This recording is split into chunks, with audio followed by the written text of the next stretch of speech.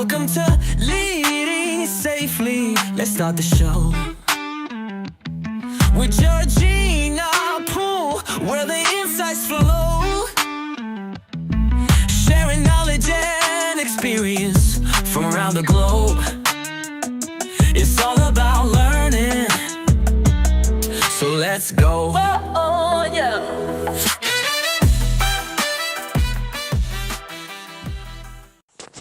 Hi everybody, welcome back to the Leading Safely podcast, and apologies for the massive gap in time since the last episode. Things have been very crazy hectic for me, speaking and doing projects and consulting now on my own. I've left my role at Coke and PhD studies, and George, my son, whom some of you may know, I'm going through diagnosis with at the moment. So lots happening. It's been frantic, and things are starting to kind of make sense and slow down a little bit. But anyway, you do not want to hear about me. You want to hear from our special guest in today's episode. So today's episode is a very awesome one. It is one of those mind-bending ones, actually. And I say that because every time that I speak to this special guest, I am always either left confused, challenged, or passionate about something in particular, and I mean that in the bestest of ways possible. I'm speaking about Professor Nektarios Karanikis. In this conversation, we're going to talk about powerful ideas about defining safety, why safety is not just an outcome but a duty, and how health, not just safety, should be at the heart of our work. We talk about his groundbreaking research with Hutchinson Builders, the real role of new safety paradigms like HOP and Safety Differently, and how to make change sustainable beyond the individual, which, as you know, is my PhD topic. So really, I think you should get ready for a thought-provoking, challenging, and very inspiring discussion that will have you questioning and potentially reframing your own approach to health and safety. Let's jump in. I'm studying change agents like myself and your safety managers in your courses. And when they initiate modern safety paradigms within their organizations, whether those safety paradigms will stay, like sustain, or flop after they leave the organization. I think it's the second one because it's quite personalized. I don't think it's institutionalized. Yeah, so we want to learn about, why, like what creates sustainable safety change when you're trying to drive a modern safety practice like Safety 2, resiliency, HRO. Unless the person stays there like for 20 years. Yeah. And then becomes, like norm and the way we do things. Yeah, we've seen it, right? Every time a CEO changes, like the whole culture of an organization. Many. It's not the CEO only. No, I know. Yeah, but many like the senior leadership. That's right. Who drives the change and what happens? So whether it's systems or that have to be... somebody can drive, but then you have people at the line management also. I remember Sidney nicely talks about prima donnas, and I think this is in one of his book I really love that, the prima donnas. I mean, like the people that really have the power, not formally, but those mediators between senior management and workforce that can really make the difference between success and failure. I believe I have seen that in my career. I have seen that in my career. I mean, you could reach, but they could not listen to you if the prima donna would not endorse you. No, 100%. And I've done a number of interviews already with change agents, so safety managers around the world. And so far of the interviews, the one thing that most people regret is not getting those leaders on board with their initiative, or thinking I am the safety manager, I can implement whatever I want to implement, and I don't need buy-in, And even I talked to someone the other day, and they said, "Oh, just go rogue, just do it. Don't even ask for permission, just do it." You're like, I'm not sure. Not in 2025, dear. Maybe in 1975. Good work, maybe. No. And great that you put out the study. Was that with one of the students in the course as well? No, it's not. No. So Harun was my research associate in the project with Hutchins. While he was finishing his PhD with UQ, and now he has moved to South Australia. the regulator there. Yeah, but this is in Nice. capacity as QUT research associate. Not, Yeah. so, That's the great. regulator. Yeah. What drove you to do the study in the first place? Because I know you'd I been don't working catch with, it. It's a project. I mean, the study is part of a but project. you Yeah, could have we said can no. discuss about that. Why did you say Of yes? the project. Why not? I don't say no. If I have the time and give the money because we need the money. That's Yeah. not the right answer. If they Yeah. have time and money, you just do. If we said, oh, well, you need to research this, you don't care No, about the I question. can tell you or- the story behind. I can tell you Yeah. the story behind. Yeah, how this research came to be. It's very interesting. And the guys are very nice because they want to be named. It's a guys we're not disclosing any secrets here. I mean, confidential. You Hutchinson.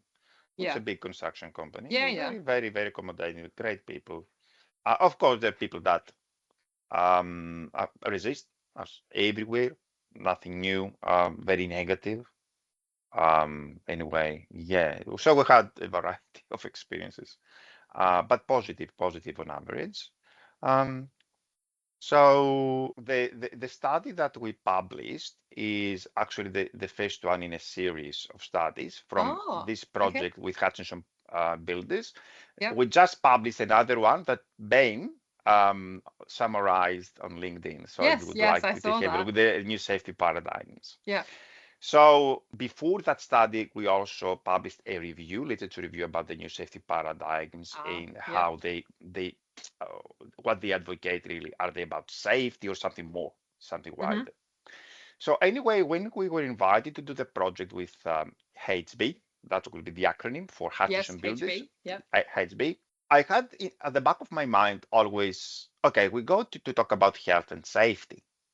Do we understand the same thing? Because you might discuss about several concepts Yeah. and ideas, and we think we are on the same page, but we are not. And that's a catastrophe because we think we have an agreement, but we have agreed on different things.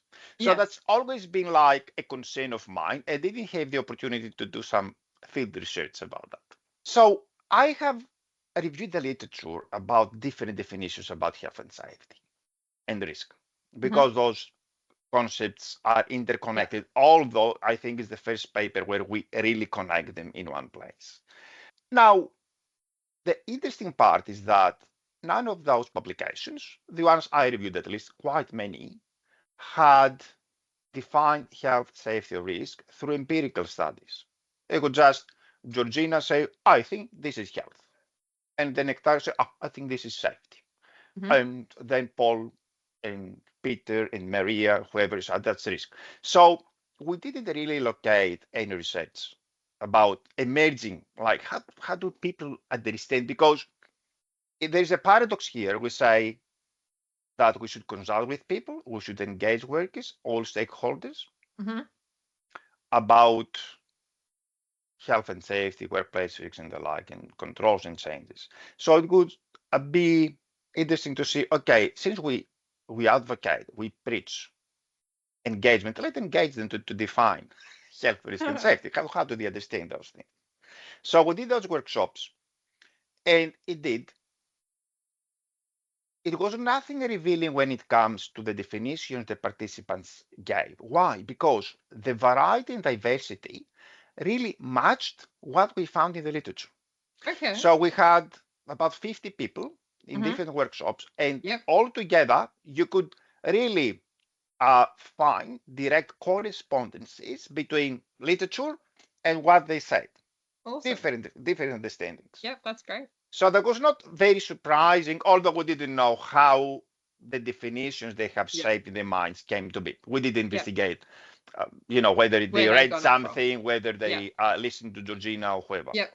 Anyway, now the benefit of that was that we sat together and say, okay, guys, you see that we are talking about different things here.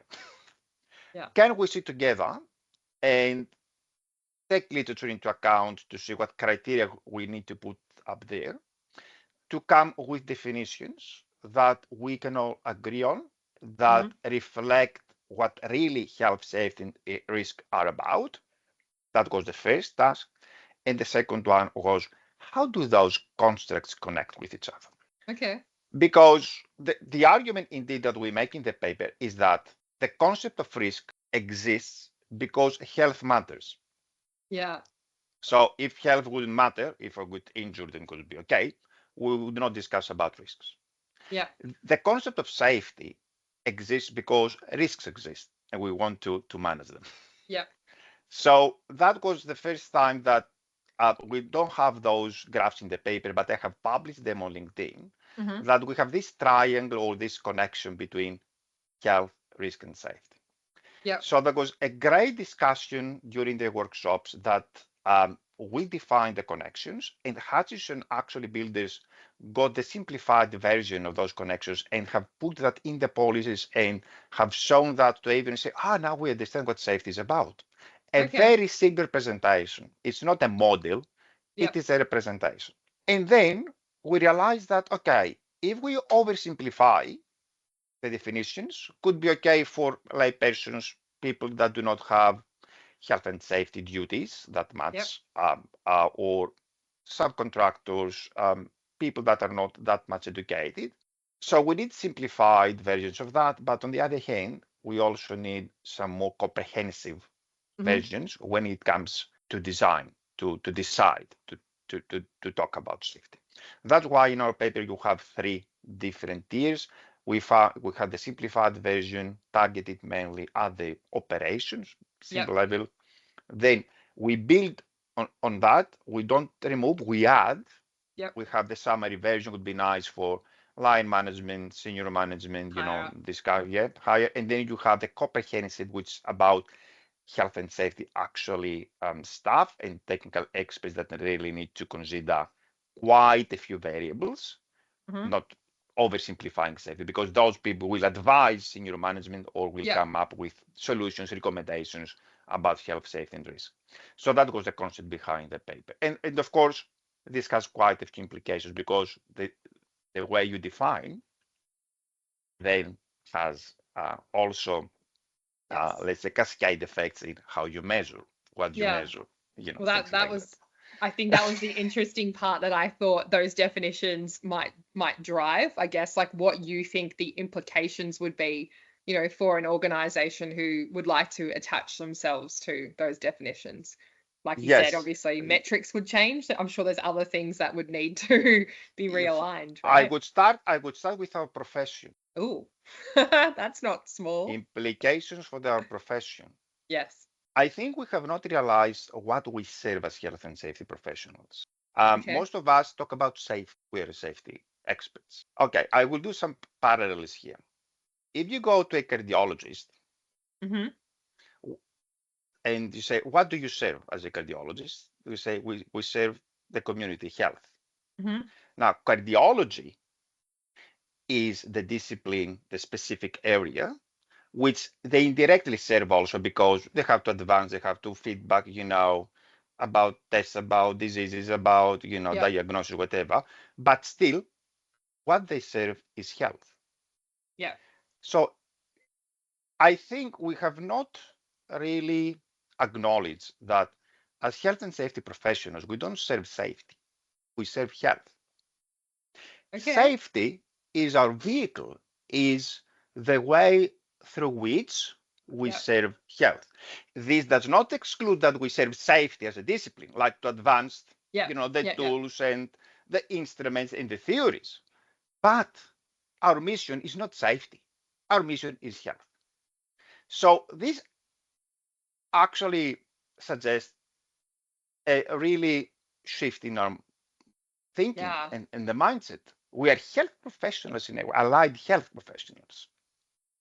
Now, the other interesting part here is that even in some books, we separate safety from health, and we say safety is about immediate influence like injuries and fatalities, and health is about more chronic, Yep. underlying, Yep. problems, which I completely disagree. Why an injury isn't it a health problem? I mean, where do you go when you suffer from an injury? To an engineer? Do you go to the quality department? I mean, where do you go? You go to the medical profession. I mean, why an injury is not health related? It's not health, it's non-health. But Yes.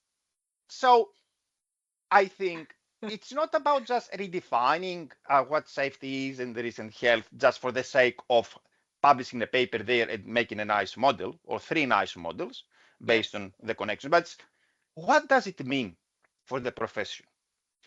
And indeed, just by coincidence, 2-3 years ago, we did a desktop review of the health and safety courses, university courses in Australia.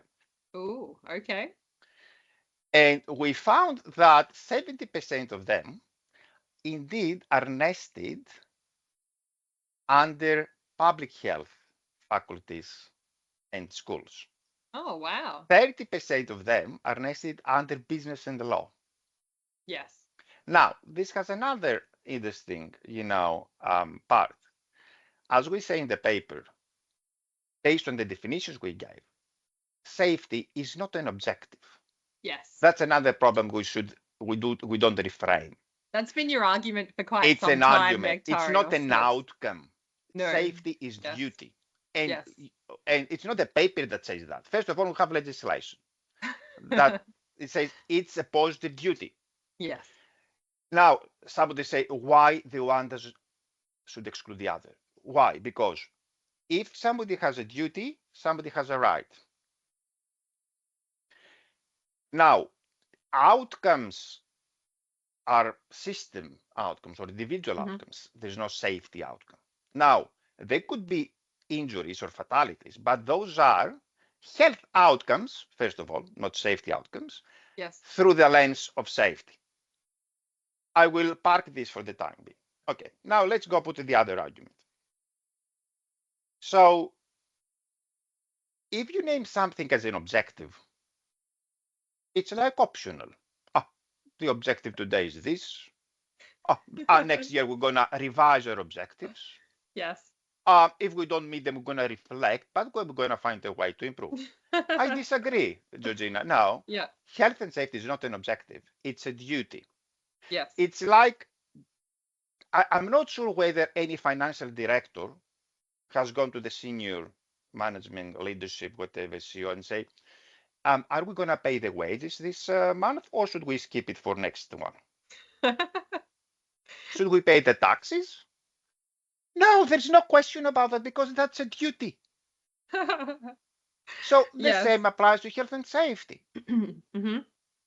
Another, I think, area we should reflect on as health and safety professionals. Now, because we want to speak the managerial language and people do not understand, that's our argument.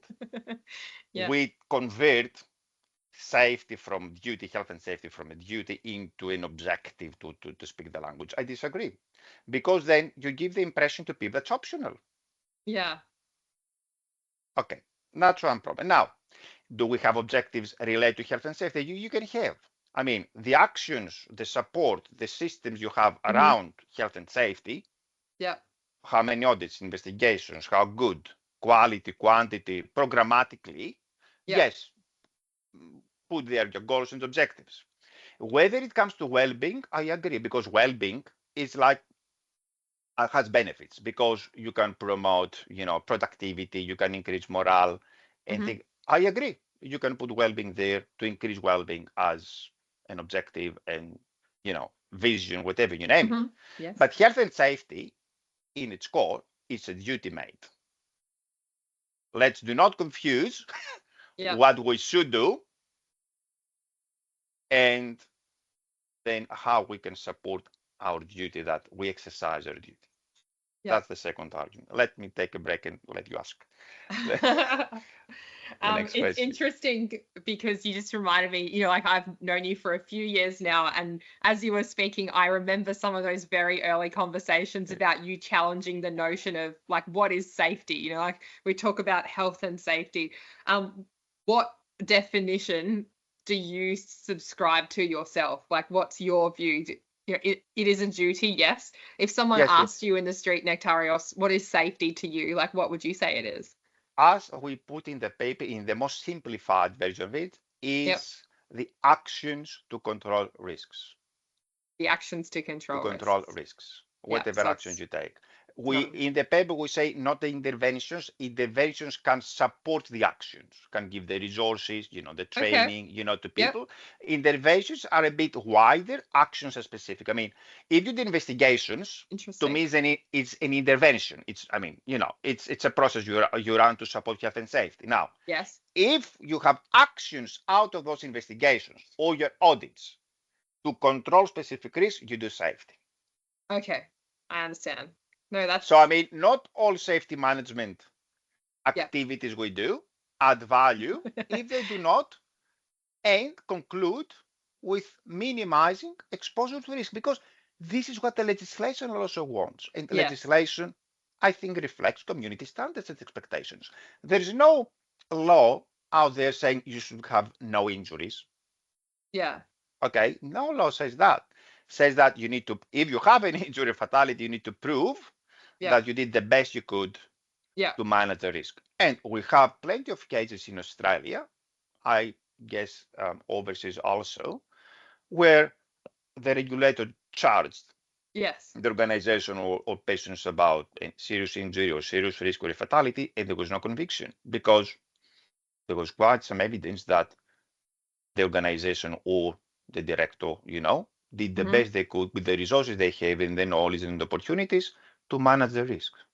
They did all they could. Yeah. And this is our mission, to support organizations and individuals to build the capability to manage the risks. That's the core thing. Not safety in terms of the management processes, which are important and we should have, but if there's no connection between the service and the goal, which is to control risks, then we need to reflect what is the added value. Yeah. That's think that's probably a really good question for all safety professionals, right? Like if what you're doing doesn't impact, like the control of risk, what are you doing? What are you doing? Are you promoting your your expertise because it happened like I'm a certified whatever? Good. Good on you, mate. Use this knowledge and expertise in your excellent and bright mind to help the organization control the risks. Because this is what we are here to do. That's fair enough. That's the simplest way you can put safety into the game. Of course, if you read the paper that we have those tiers, I mean, different definitions, we talk more about, for example, safety is not actually preventing exposure to harmful hazards, but also ensuring that we're not deprived of the useful ones. So, if you go to the psychosocial health space, for example, depriving me of the opportunity to, interact with colleagues, or to feel acknowledged. Okay, here we're talking about another risk we should control. So that's why, but we don't want to present to the layperson, a very busy, rich definition. That's why we have those extra variables and elements in this paper, in the definitions, mainly directed to strategic levels and technical expertise. Because we indeed, to align with the positive mindset, we focus justifiably, but we over focus on negatives like exposure to problems, and we don't see sometimes the risks from the absence of positives, of meeting needs of people. No, I agree. I was just thinking about when you were talking about Hutchinson Builders changing policy already based off the things that you've learned and what you've published. If another organization reads your paper and wants to start on the journey of let's tweak the way we view safety, have you got any tips or advice on where they should start first? Obviously, HP might have started with policy. Is there any other? Yeah, to be honest, because the paper is a very thorough research combining literature and perspectives from a diverse backgrounds. I don't think that is about changing the definition. It's about how do we work with the definitions. How do we adjust modify, redesign our systems Mm-hmm. to focus on what matters. And once more, health is what matters. Yeah. Safety is our tool, is our discipline, is the great field we use to serve health primarily. Yeah. Okay. Yeah. If we put this mindset, and this is what amazed Hutchinson Builders, and this is what the feedback I received from many colleagues overseas in Australia, that it's the first time that we see health placed in the frame.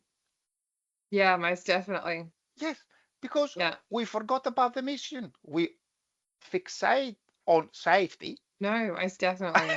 And Even roles, like I'm thinking about role titles, that have yeah, been held. Like, you've seen health, safety, environment, health and safety. And then I've been in roles where the health team was a whole, like, you're yeah, in another building, like we don't even talk to each other. You're just a safety advisor, Georgina.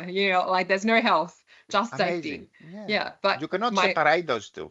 As I yeah, said in the beginning yeah. of our discussion, they're interconnected. The one exists because the other matters. No, I completely agree. I think what you've done is made something of like what most people would think is obvious, but you never hear about it, blatantly obvious, and you've linked it, right? Like it's not it it is what it is. Like the whole reason that you exist as a safety person, professional, the industry is the mitigation of risk, right? Like to control risk, to I'm not going to say prevent, but to, like reduce the amount of injuries that an Yeah, organization has. That's your whole purpose of being yeah, around, right? And it is. everything that you do should add value to increasing that. Should But be yet, connected in a way. Maybe yeah, sometimes there is not yeah, a direct cause effect. I mean, yes, yes, okay, but if there is a good argument and yes, some evidence, yes, please go ahead, and then you will create the evidence. Sometimes yeah, most we definitely. initiate, something new, and we're not sure. It's Yeah, fine as long as there is good reason and argument that it will connect to minimizing harmful risks or maximizing good opportunities. The positive, yeah, that's a side nice of, spin. yeah. Okay, that's the two things. You need to reflect on that. And now the other implication, indeed, is that all this debate about safety performance. Mm-hmm. So safety, we say, since it represents the actions to control risks, is performed, does not perform. You cannot have both. Sorry, you need to pick. Yeah, Something is performed or performs. Okay, so our argument is based on the definitions and the discussions and literature that safety does not perform. It's not a construct that performs. Is a construct that represents what we do to yeah, control risk. So it's an activity. It is performed. It is performance itself. How to say that? Okay, it's not yeah, yeah, yeah, performing. yes. Now, this has implications because indeed what we call fatalities, injuries as lagging indicators are not first of all safety performance. Those are health, first of all, Yep, problems. Okay? yep, Not safety problems. yep. According to your definition, yes, Yeah, they would be health. Yes. could be health problems. Second, it is monovision. It's very narrow to look at those outcomes, irrespectively of other outcomes. Because Mm-hmm. if you say that my injury is a health or health and safety, whatever, negative outcome, you should look at the same time about quality, security, productivity, efficiency, because maybe from a systems perspective, I failed in health and safety, but I succeeded in quality. Mm-hmm. So although we have so much literature discussing about competing, priorities and goals, Mm-hmm. it's not productive to look only at those system outcomes once more and not safety outcomes, system outcomes, because the system does not do safety. System does safety and productivity and quality and security Mm-hmm. and promotion or whatever they do. That's one problem. And then the second one is that if we go to the leading indicators, you see that all those are about the quantity and the quality of the activities. Yeah. Okay. Now that's programmatic, that's managerial. Yeah. That does not measure safety. It measures what you do about safety. I agree, but not safety. Yeah. It doesn't. I mean, how many audits? Good on yeah. You have 20, That's great. scheduled. You did 18. Those are the funding. Great. So measuring the audits is indeed important. I don't say Of abandon, course. but That's not, realize that's about an activity. it's not safety. You're It's not not measuring safety. safety. You don't. So we say there are two maybe simple ways to talk about safety metrics. We don't measure safety directly because safety is a construct you cannot measure directly, But we say that there are two constructs, two metrics that we could investigate further, examine further. One is, since safety is about controlling risks, the simplest one is we call it relative safety effectiveness, meaning how much change in the risk level you had before and after. So you had level A, and then you did safety, meaning you control the action, you had some control actions, and you have level B. So if you divide level A by level B, so the change, then you have actually the relative safety effectiveness, how effective your safety, meaning the control actions were. As simple as that. Now, of course, somebody say, how can we measure the risk level? That's a whole other story. We have thousands of papers about that. Okay. Yes, but we have rainbows for that. Yeah, quantitatively, qualitatively, doesn't matter. Okay. It matters, but I mean, it's not part of our study. Yes. And the second one, we say, okay, we call about the relative safety level. So for us, the safety level is what is the protection you have provided? Okay. The safety is about controlling risks, meaning the protection you have provided, divided by the maximum practical protection you could have provided. So the difference between what you actually what did you versus do and what you could have. Okay. Right here, that's and which aligns perfectly with the reasonably practicable concept of legislation. Yeah, because does that is leave what you do, open? what you have done, and what is practicably in your context possible. So if like practically we assess we have like those options, okay, to control the risk, to protect health from harm, and we have done 90% of those for some reason, delays, resource problems, money, or whatever, we're waiting for something. But practically somebody would say, well, mate, yes, you could have done that if you had let's say diverted some money from another area, but you decided for the time being not. So the difference of the rate between what you have done now and what you could have done practicably, reasonably practicable, okay, in your context, for us is the relative safety level. Yeah, right. And we say we cannot put that in a uniform way, deterministic way across all organizations, the industry sector, even for the same company, the same enterprise, different operations. And this is another way we should think about how well do we do safety. Those two metrics, relative safety effectiveness, before, after the change in the risk level, and relative safety level, how much protection I provide related to the maximum protection I could have provided within my context. Yeah. You didn't touch on, I remember in the very first presentation that I had you do, you talked about the hierarchy of controls. It is in the paper. Do you have time for that? It is in the paper. I remember you said the hierarchy of controls is the hierarchy of options. Options, it is. Yes, and that has stuck with me my entire career. I have kept it and said, Nick Tyson, I always say this really great Brisbane professor, he said, and I quote you and I say, he says, don't think of it as a hierarchy of controls. And I also remember you saying, if you get to PPE and you're handing somebody a helmet, it is like the company is saying, thank you very much, go protect yourself. Yes, it is. It is. So we say in the paper about this that when it comes to this hierarchy of controls, which is in our regulations in Australia, first of all, the regulations have three options: elimination, substitution, and engineering. Okay. Yes. 3, listed 1, 2, 3. Then there's a paragraph that if the above Yeah. do not work, then do Yes. administrative NPP. Okay, first of all, it's not something new that Nectarios and his team just out of nowhere. Now, the definitions we have actually now confirm. Yes. You do not disconfirm what we already have in the regulations. Why? Because if health and safety is a positive duty to control risks, good, then from an organizational perspective, the PCBU, as we say in Australia, Yes. what does the company do to eliminate, substitute, or engineer? This is what they do. Actions. Now, Yes. when they come to provide procedures and PPA, actually they don't do any action. They do an intervention. Oh, so that's how Okay. you link it So back. they provide the resources Yeah. to people Mm-hmm. to control the risks. Yeah. As Okay. opposed to physically taking action. Indeed. So that's the it's not only conceptual difference here.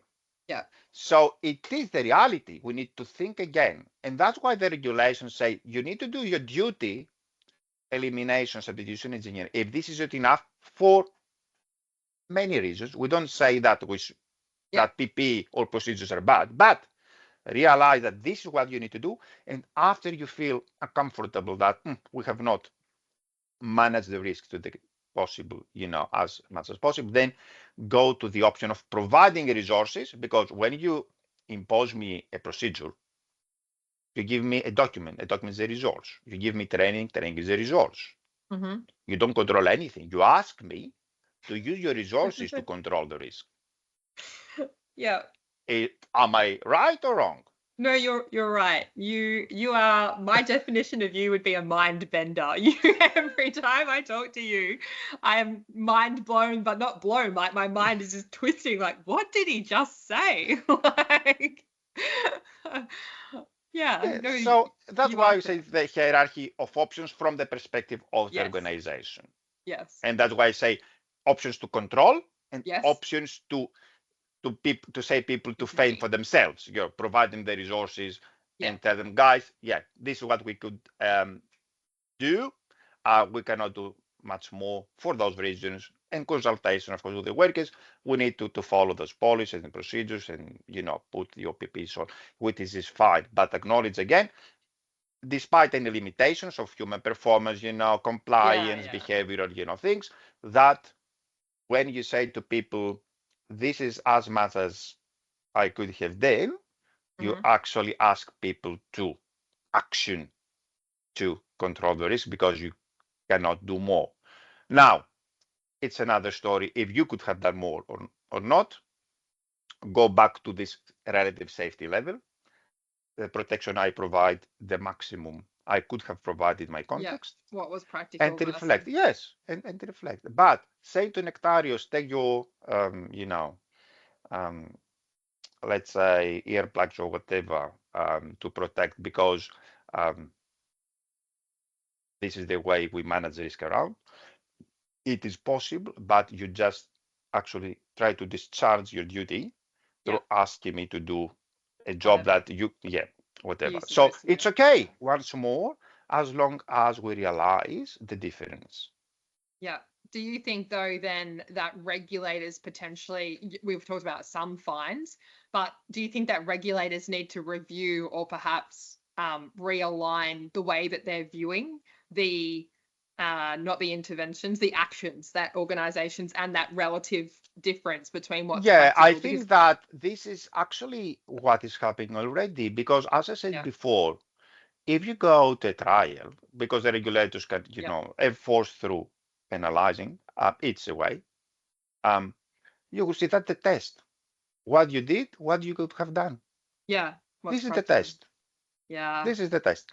And also just to add here about the the hierarchy of controls adoptions, it's already in the regulations, as I said before. Now, to connect this now with the new safety paradigms, for example. So if you see the big picture, say, okay, do those control risks? I mean, where is the role of this new safety thinking in safety? If we want to be honest and fair, yes. In what way? It's actually protecting the workers from the risks that your management system creates. It's about psychosocial risks because indeed, if you don't have a fair, balanced investigation process, Yes. which is in your system, Yep. then you create a psychosocial risk Yeah. for the people involved in investigation. So they could be blamed. They could, Yeah, you it could know, be blamed, could receive. be feel whatever. If you don't Yeah, have all a good sorts of. rehab, Yep. psychologically and Yep. physically rehab, okay, system, then yes. If you impose and you don't really consult, then you Yep. create psychosocial I see. risks for people involved, like Yep. manager, supervisor, workers. So there is a place, but we need to acknowledge the place of all these new safety thinking paradigms in the organizational attempts and endeavors to control what risks are they about. They're not about chemical risks. They're not about No, most. understand Yes. falling from height. Yes, They're that's right. about the They're not physical psychosocial risks. Yeah. risks. Be careful, like coming from the procedures that we as health and safety professionals have designed, Yeah. endorsed, reviewed, and whatever. So we create the risk for workers.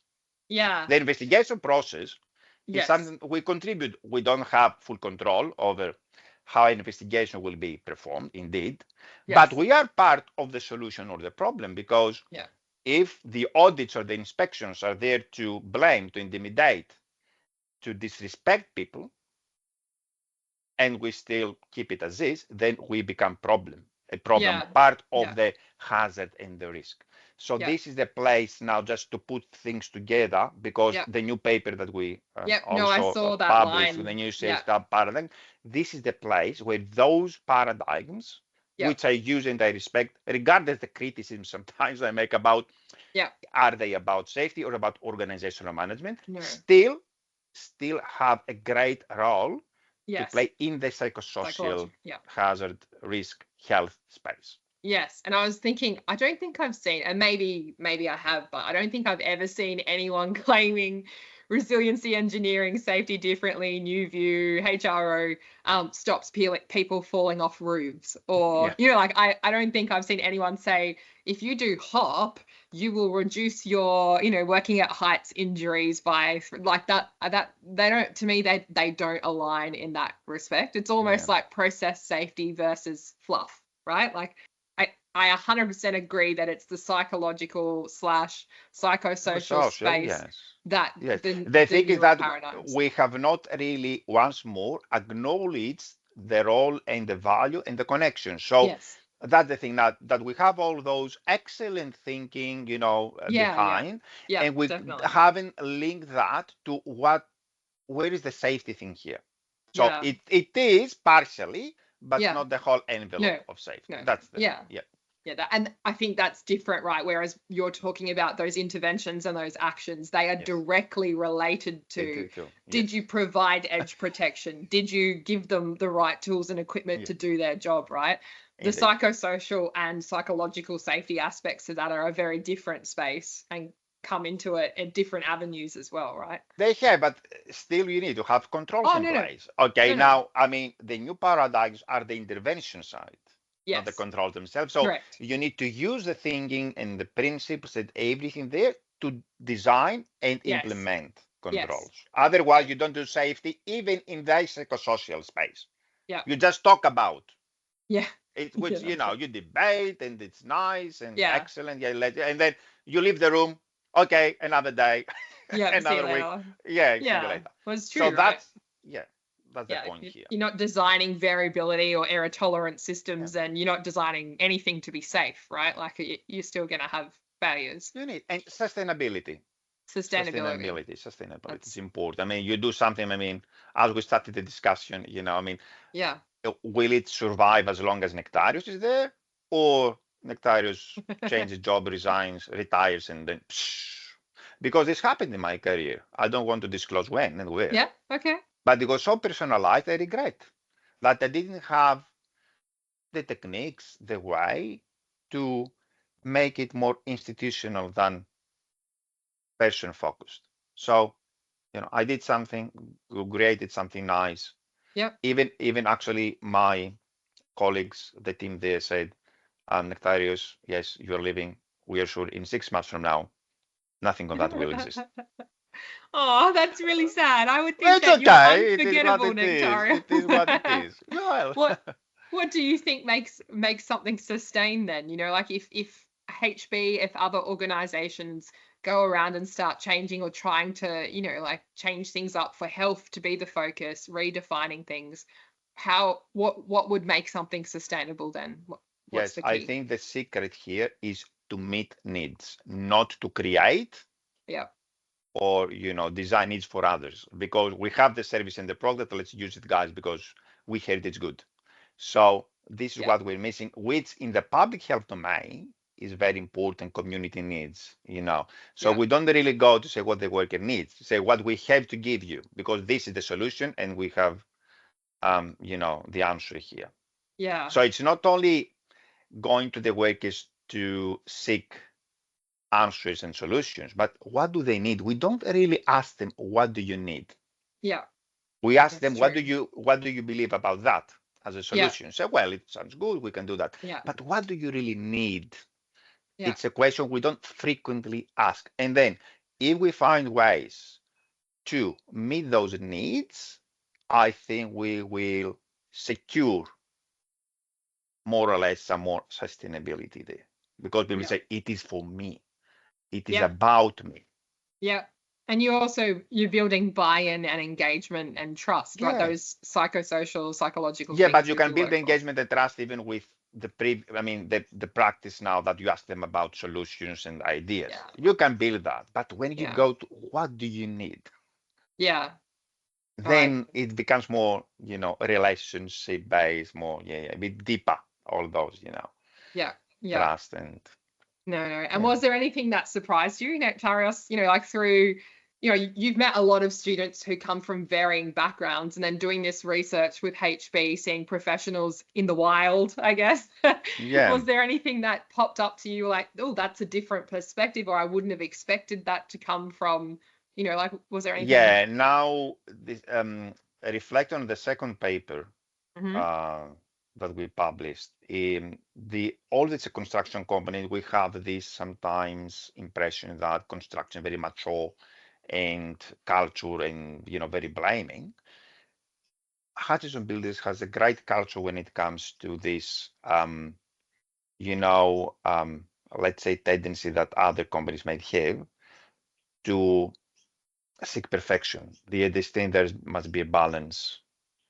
There's a reasonably practical part, Mm-hmm. and that absolute visions about zeros can be harmful. That was amazing. That was very Oh, that's really revealing great. in this second study.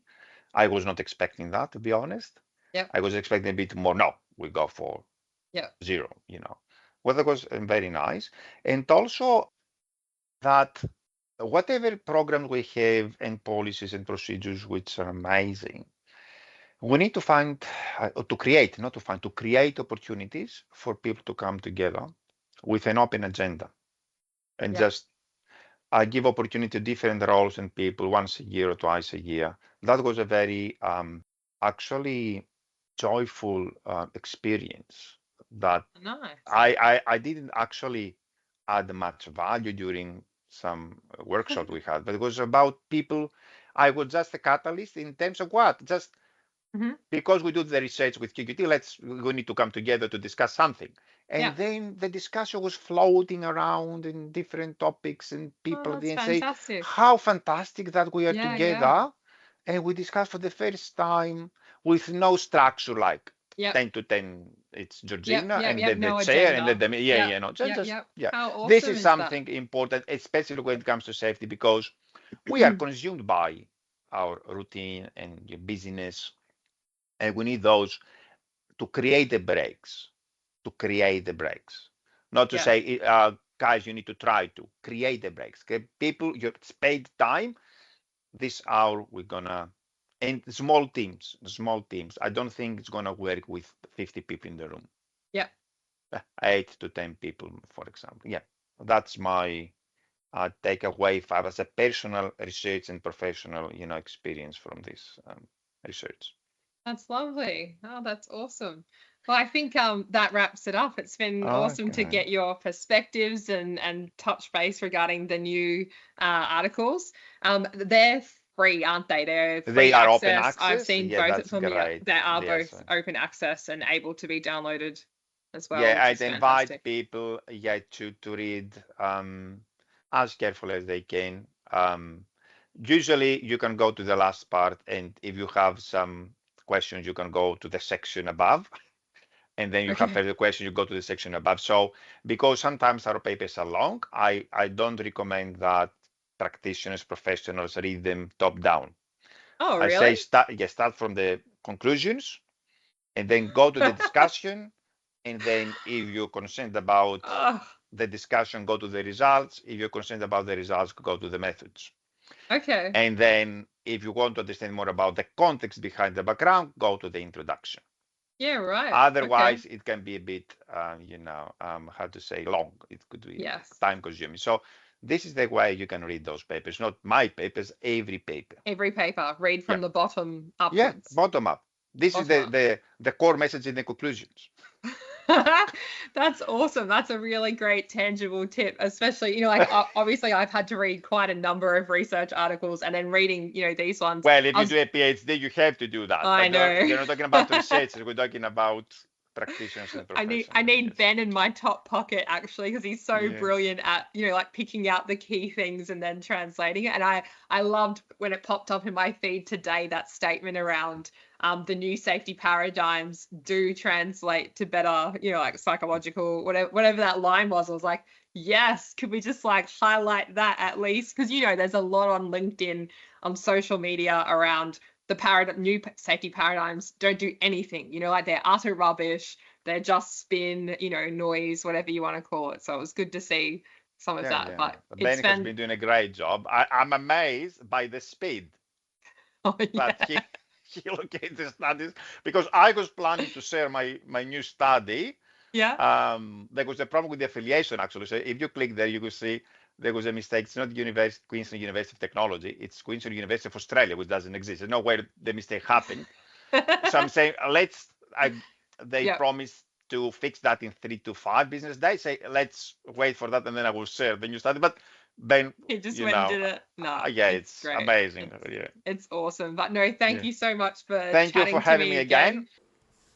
Well, there you have it. That wraps up my conversation with the absolutely brilliant Nectarios Karanikis. I really hope that you are walking away with some new perspectives on what we're really here to do in health and safety, and perhaps a few mind-bending reflections of your own. If you would like to dive deeper, the research papers we discussed are open access and available for you to read.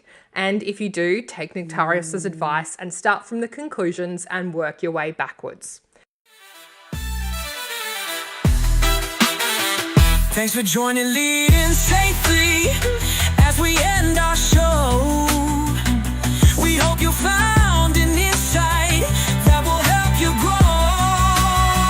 Keep exploring, keep learning from all that you do. Ask better questions, stay curious, and just be true to you.